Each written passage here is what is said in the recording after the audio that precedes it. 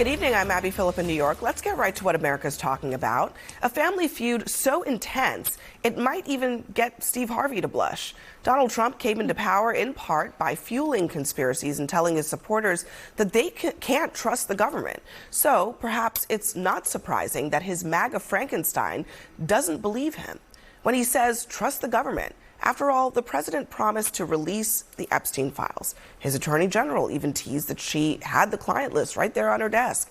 But suddenly, Trump is telling his base that there's nothing to see here. Just move on. There is no list. Just forget about the files altogether. In fact, he even suggested that Democrats made up the files. But MAGA is not buying it. They want those files, and they want Pam Bondi, the AG, fired. It's not about just a pedophile ring and all that. This is about who governs us, right?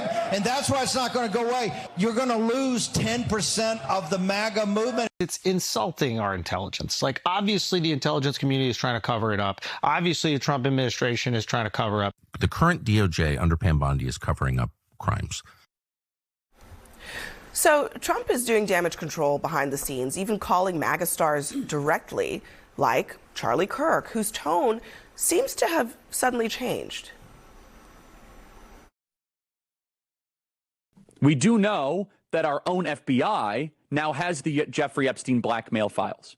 What we are saying today on the program is that the American government or the Israeli government or the British government or whatever was willing to have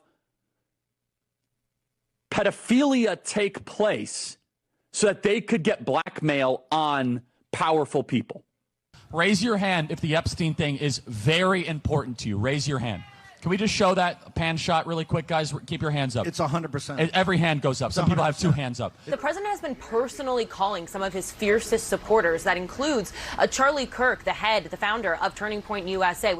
Honestly, I'm done talking about Epstein for the time being. I'm going to trust my friends in the administration. I'm going to trust my friends in the government to do what needs to be done, solve it, balls in their hands. Again, trusting the government isn't really their thing, or at least it wasn't. Joining us in our fifth seat is Donnie O'Sullivan, who spent some time this weekend with the MAGA faithful. Donnie, just how pissed off are the MAGA folks right now? They're very pissed. As you mentioned, I spent a great weekend in Tampa, Florida at the Sounds nice and muggy. Turning Point USA conference talking about Jeffrey Epstein. So just be happy you didn't end up in alligator Alcatraz. Right. But yeah, I mean, everybody was talking about it on stage, off stage. We spoke to a lot of people. We didn't meet anyone who didn't want Trump to be more transparent and to release whatever it is, whatever people imagine these Epstein files to be. Did you talk to people after the Trump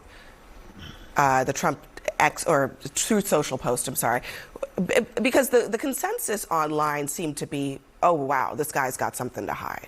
Yeah, I mean, so the folks we were chatting to this weekend, I mean, nobody we spoke to, actually we spoke to folks before he posted that on Saturday night, but nobody at the MAGA event, unsurprisingly, I guess, thinks that there's anything bad about Trump in these files. They think maybe that some of his friends are in there and that it could ruin their lives.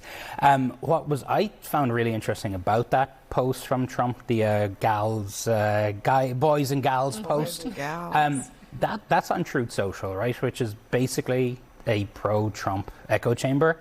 I checked earlier tonight, there's I think about 47,000 comments on that post, and I went through a lot of them. Everything is negative. It's all Trump's own supporters calling him out, saying, dude, you got to do something about this. That's really unusual to see on that platform. So Phil, why on earth would Trump be so eager to stop this from coming out, especially given that he knows how important it is